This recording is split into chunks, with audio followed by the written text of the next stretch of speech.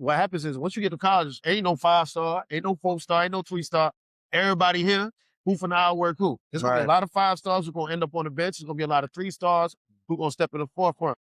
Look at Prime, Malachi Tony came out of American Heritage, was a 3-star athlete, one of the top players in the country. There was a ton of 5-stars that was ranked higher than him. Ain't nobody outperformed Malachi Tony, and he was a strong reason why Miami was in the national championship. And you gotta just take care of business, man. Don't get lost in the sauce. Of course, you want to enjoy the everyday experiences. Of course, you got access to women. You got the athletes. Of course, thank you so much. You got access to all these things, but handle your business. For sure. And once you handle your business gonna handle you.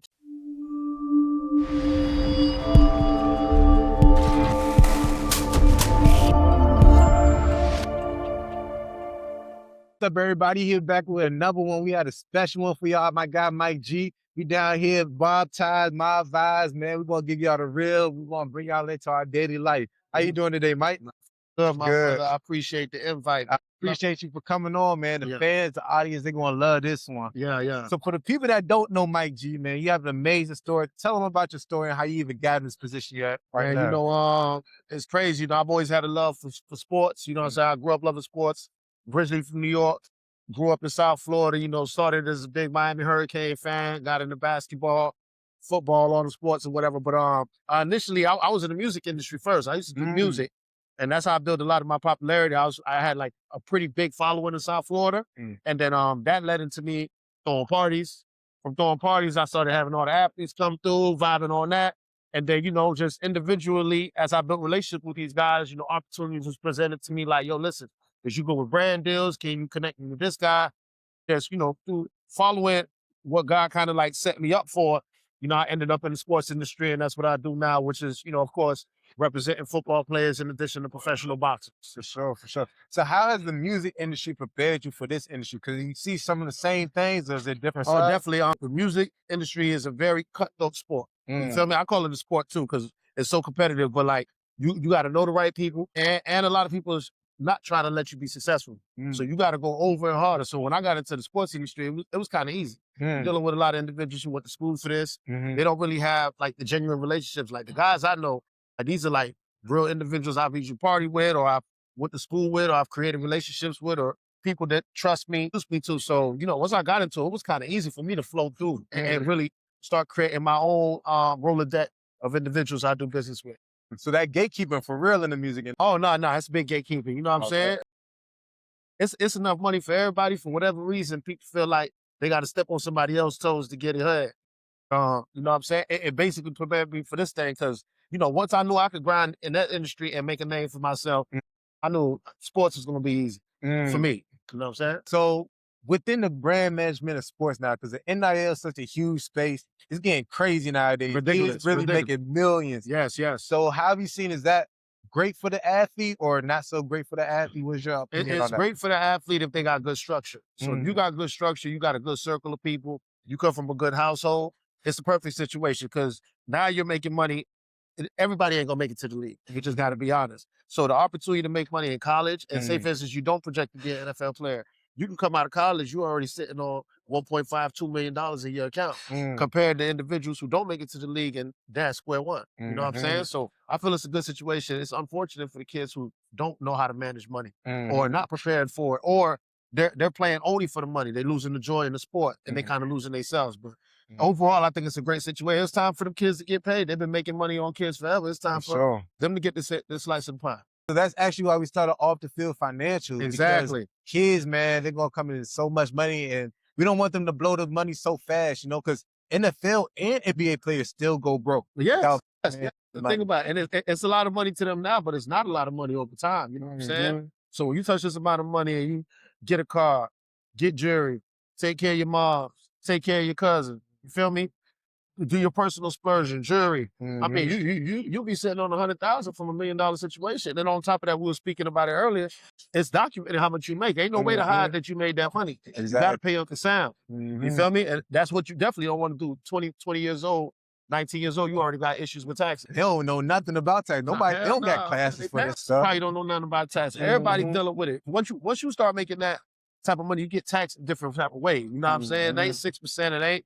You getting half of your money is getting taken away from you. You know what I mean? So you got to know what you're doing before you get it. You know what I'm saying? And it's very important for them to start learning finances before they touch the paper. So when they get it, they know how to manage it. You know what I'm saying? And make the money work for you. For You know sure. what I'm saying? That's what we teach our people, to diversify their portfolio and really make sure that it's being a good steward over their wealth. Exactly. So did you see the OBJ clip when he was like, 20 million ain't really that much, but that, Yeah. what are your thoughts on that?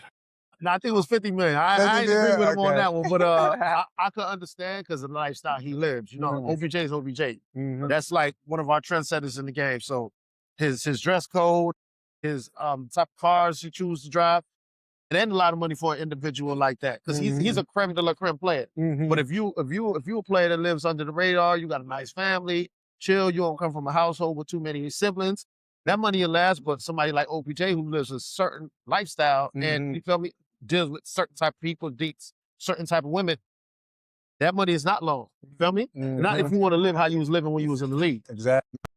The NFL stand for not for long. Amen. Amen. And look how great of a player he was. I feel like we was robbed of his true career because I feel like, you know, OBJ, his style of football, he could have played easily 13 years, but injuries got involved and he didn't really touch the money he was supposed to make. You know, OBJ probably had another big contract left on him and just for whatever situations, unfortunately, he wasn't able to touch that money. So I could kind of understand where he's coming from. You feel me? Sure. And that's somebody that had actually made it to the big level. Yes. Imagine the college kids that get hurt off of injuries and then their careers. NCAAs happen every day. Spring is about to start. There's going to be a ton of kids who just got a ton of NIL money who are not going to play this season. This is what is going to happen. You know what I'm saying? It's unfortunate. Look what happened to Patrick Mahomes. End of the season, not a playoff contention towards ACLs, not playing for this upcoming season. So it's nothing you can avoid. It touches the low grade kids all the way to our superstars. So you got to be prepared for it. So somebody that's going straight into college, what type of advice would you give them to navigate this space? Man, outwork everybody. Everybody don't want it, man. You feel me? My nephew right now, he's at Southern University, and he's a prime example of work ethic and being consistent, keeping your head down and controlling what you can control. Because what happens is once you get to college, ain't no 5-star, ain't no 4-star, ain't no 3-star. Everybody here, who for the outwork who? There's going to be a lot of 5-stars who going to end up on the bench. There's going to be a lot of 3-stars who going to step in the forefront. Look at prime, Malachi Tony. Came out of American Heritage, was a 3-star athlete, one of the top players in the country. There was a ton of 5-stars that was ranked higher than him. Ain't nobody outperformed Malachi Tony. And he was a strong reason why Miami was in the national championship. And you gotta just take care of business, man. Don't get lost in the sauce. Of course, you want to enjoy the everyday experiences. Of course, you got access to women. You got the athletes. Of course, thank you so much. You got access to all these things, but handle your business. For sure. And once you handle your business gonna handle you. You know what I'm saying? I love that. So, yeah. I love that. Handle your business gonna handle you. Amen. I love that. So we just came off the national championship, and this is kind of a championship nobody expected. Indiana and Miami. You expected Miami? I expected. So what was your thoughts behind the game? I know you from Florida. Heartbreaker, man. You know, I was hoping that Miami played the game to where we don't have to depend on one specific player to win the game. Because, you know, I'm not going to knock nobody on the team. I'm a true firm believer in the Miami Hurricanes. You know, I thought they could have brought it out, but it was a lot of mistakes that was made going into the fourth quarter where it just showed how great of a team we are because Indiana's a powerhouse. Yeah, for us to even be and the possibility of having the opportunity to win on the last drive with how dominant that team was in the playoffs, what they did to Oregon and what they did to the other opponents they faced, it showed that, you know what I'm saying, we only a few players away from getting the shit. You know what I'm saying? That's what I can say. But it was definitely a heartbreaker. The city was torn down after that situation. But you know what I'm saying? It showed our true potential and where we belong. I feel like we're going to be right back in it next year. I actually believe that as well. Yeah. I want to shout out Coach Heatherman, defensive coordinator. Yeah. Yes, man. Great, man. The style of defense they're playing and the level he got them playing at is just different. It's night and day from the season before. Night and day. You know what I'm saying? So definitely, man, I loved it. We got another place coming up. Definitely there. Shout out to we got the drinks going on, a little mojito, a little Cuban today. Shout out to that Prosecco. We out here. Your long career, man, you've been doing amazing things for the athletes. You know, amazing things for the athletes and the community as well. So somebody that just finished playing their career, right? And they don't know where to go or what to do next. How do you what type of tips would you give them on networking and actually growing your personal brand? It's very important while you're playing to try to establish the relationships you want to have after, because when your career does end, it's almost like you got to start all over. So whatever you're trying to navigate in, as you're reaching the end of your career, you kind of know when negotiations are not going your way or you're not getting as much money as you used to. Whether it's sports broadcasting, whether it's entrepreneurship, start setting up yourselves. As soon as you get to the league, if you start touching that type of money, man, hey, what I want to do after, start setting yourself up now so when it gets toward the end of your career, you can transition easier. You feel me? So I have a good friend out of Colombia by the name of Mike J. Rosenfeld, and we're working on actual retreat called The Next Win. And it's going to be primarily for athletes who've reached the ultimate peak in the sports industry, and now they want to transition into what's the next win for them. And that's something we'll be doing coming into the spring or the summer that we've been working with. It's a real good friend of mine. He's a motivational speaker for a lot of big corporate companies like billionaires and, you know what I'm saying, the big stock traders and all that. And we're going to put that together so we can give these guys a space to where if you can make it in sports, you can make it in anything, but you got to know what to channel your energy in. And that's what we're going to start working on, things like that too, to help these guys navigate from the end of their careers into whatever space it is, entrepreneurship, finance, like what you're doing, you know what I'm saying, and things along those lines. I love it. I love it. Yeah, People don't realize how much those 5 a.m. mornings, late nights on the ground, that translate in the real world. Yes, it is. You're going to outwork everybody because you've done it on a major level. And you've done it with people who are working with the same work ethic as you. When you go into this general space, a lot of people just working for their check. So if you come in with the mentality you had as an athlete, you're going to work past everybody. You feel me?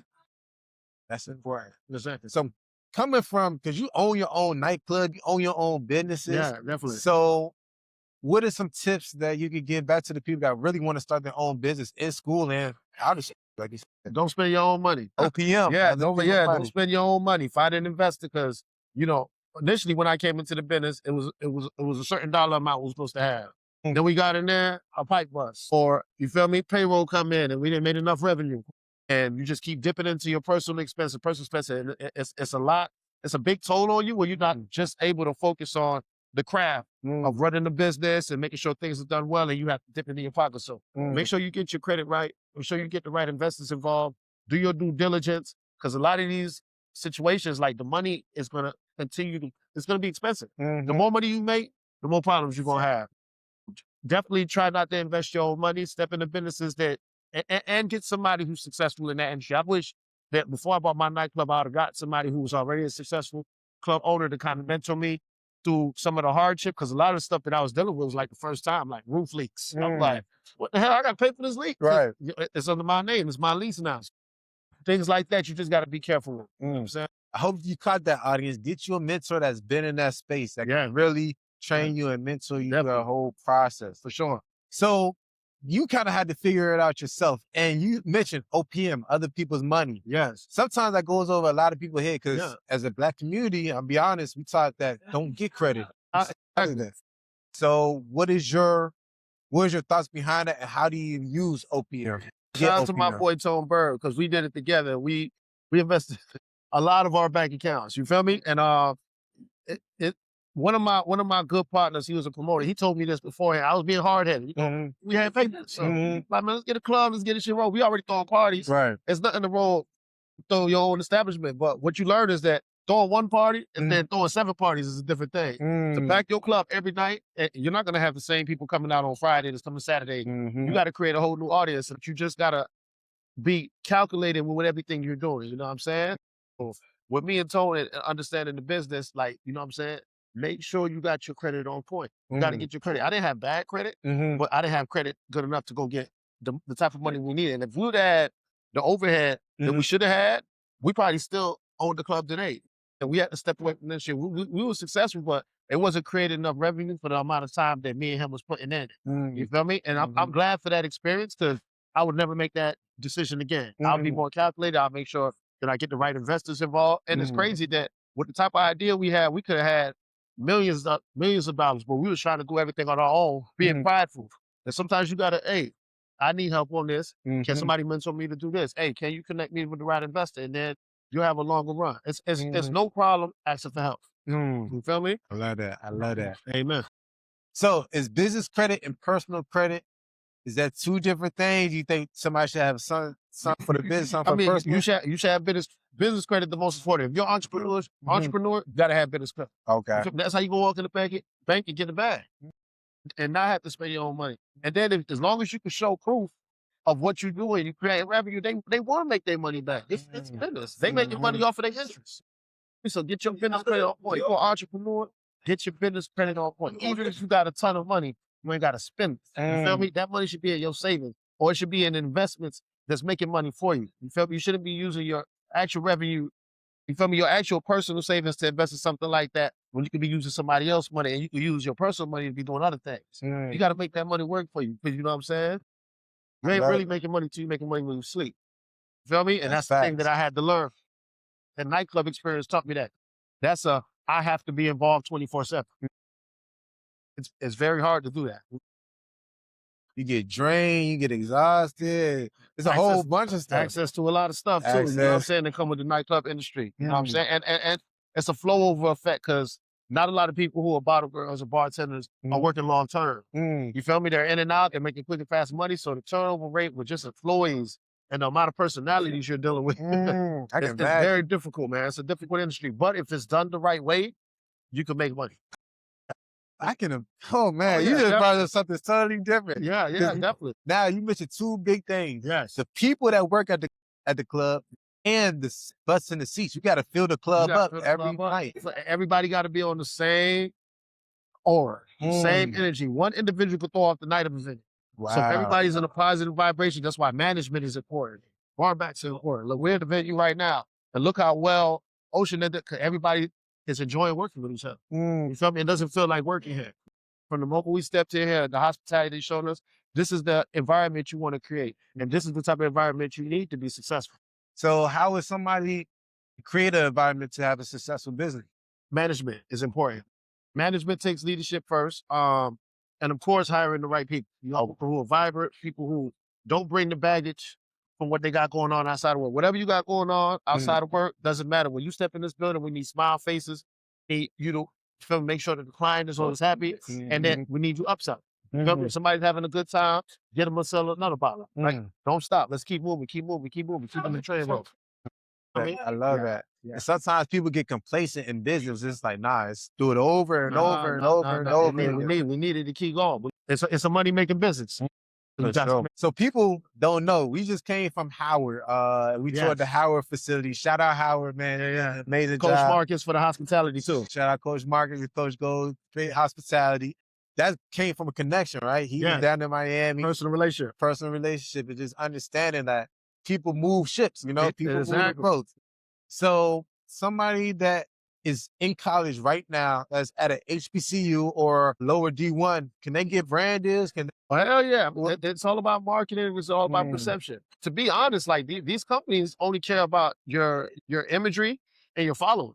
Don't give a damn about the school. Like, yeah, locally, like if you're dealing with local brands, of course, a local brand is going to want to deal with individuals who are in the city they're in. But like when you got the right image, you present yourself the right way, you're doing the right things, you're not using profanity on how you call it when you're doing your captions. Yeah, anybody can get brand deals, because you just got to match the imagery. And yeah, the money's there. The money's there, because you got to remember, NFL players are extremely expensive to use for endorsements. So why not pay a college kid who has possibly the same reach, if not more, because he has more individuals who are fresh out of high school, who are usually some of the top buyers in regards to urban clothing and things along those lines. So yeah, definitely, man. It don't matter the school you at. It's all about the imagery, how you present yourself. Make sure you look like a star. If you want to be treated like a star, you got to look like a star. Straight up. For sure. Man, you dropping jewels, like. For somebody that has an Instagram page, right, and they're shy on camera or don't really know how to really market themselves, what are some tips and things they can do to market themselves properly? I would look at some of the top guys who are in the league, who got big brand deals, like the Stephon Diggs, the guys like the OBJ, who's not probably as big as an NFL player, but still, and copy their imagery, but add your own sauce to it. So, you know what I'm saying? A lot of these shots, you got lifestyle photos. Make sure you're consistently taking photos. Make sure you're taking your fitness workout photos. Make sure if you have a big accomplishment, you get a nice GFX graphic done for it. You know what I'm saying? All county, everybody needs to know about it. A lot of kids are studs. They don't even promote that they're studs. They first team all county, you don't even know. Man, when my nephew was first team all county or first team this or first team that, we had a GFX flyer done. It was posted, and that's how everybody knew who he was. Once he was crowned #1 linebacker in the New England area, we did a GFX on that. So a now show accomplishment. It's nothing bad about bragging about it, and just make sure that you're consistently putting out good content because you ain't gotta literally speak. It's all about just the imagery. So photo shoots, get you an ill photographer, and just consistently be consistent. That's key right there, because people think, oh, I gotta be on camera, I gotta talk, you got to, man. We can't do the gas station photos. It's cool. If you got it, you got it. Yeah. But if you want the right image, if a corporate company gonna spend this amount of money for a kid who just taking pictures at the gas station with a backward hat, or they gonna look at the kid that's doing the fitness commercial, you feel me? Who's posting the outfit pictures and the things along those lines. You feel me? Doing all of that, right? I've been doing everything that you're telling me to do, and I'm still not finding brand deals because I can't find who to talk to. How do I find who to talk to put myself in front of these faces? Man, you got to get good representation. You got to get representation because a lot of times they don't speak to the athletes direct. And like we said, personal relationships. You got to find the dudes that's moving and shaking because people are always looking for ways to make more money. So no matter how big or small you are, if your image is on point, if a kid reach out to me, his image is on point and everything, I want to work with. So get yourself in front of these individuals who can help you get these deals. Because remember, you're still going to school, you're still being an athlete. You don't want to overwhelm yourself with handling your business too. Find the right individuals who are already representing people who are successful and get them to represent you and go after the deals too. Just make sure you handle your side of the deal, which is the imagery. So now we get into the hot seat questions of the interview. You ready for this? Let's go. Let's get it. Let's get it. Last time you partied all night. That's the question. Last time you partied all night. Yesterday? Okay, cool. At a time in DC. Shout out to DC. Yeah, I love DC. Shout out to, I forgot the name of the cigar, TG Cigars Bar. It's a black-owned cigar bar. We went there. The hospitality was incredible. I think the people are Ethiopian. We was out there with a couple great people that work for the government, and we had an amazing time. I love DC, man. I love it. Craziest thing you did to impress a girl? Craziest thing I did to impress her? I can't say it now. You know me? I don't think she knew it was a lie. I think she still think it was true. You still living a lie? I'm living a lie right now. Nah, but definitely, that's one of the perks of working hard and being able to enjoy yourself. You know, I'm a single man, so, you know, I love the ladies. You know what I'm saying? Definitely, that's dope. I love it. Yourself back in your age 21, what would you tell yourself back then right now? Oh, I'd have went straight into sports. It wasn't the cool thing to do back then. Oh, really? Nobody I went to school with, as much athletes as we know, nobody I went to school with was trying to be an agent. Nobody was trying to manage careers, brand. I'm like, damn, if I'd have jumped into this niche early, because you got to think about it, it was always the same skin color person representing the athletes. Yeah. You feel me? And we always thought that career path was so far-fetched, but we the one with the relationships. We the one that know the guys. We the one that played with them, went to school with them and things along the line. I would have jumped straight into sport. I already know I'd have been probably 30 times bigger than I am now. That was my one thing. But, you know, the experiences that I was able to experience makes me value the opportunities I have now and the situations that I'm in, for sure. Oh, I love that. I love it. I appreciate you for coming on today's show. Anything you want to say to your fans and supporters out there? Shout out to Costas, man. You already know, man. Bang with your boy Mike G. The advisory, the name of my company. Reach out to me whenever. You know, Mike G Music on Instagram. You know what I'm saying? I'm here. It is what it is. Chill. It's a guy right here. I appreciate you, my guy. Yeah, my brother. All love. Yo.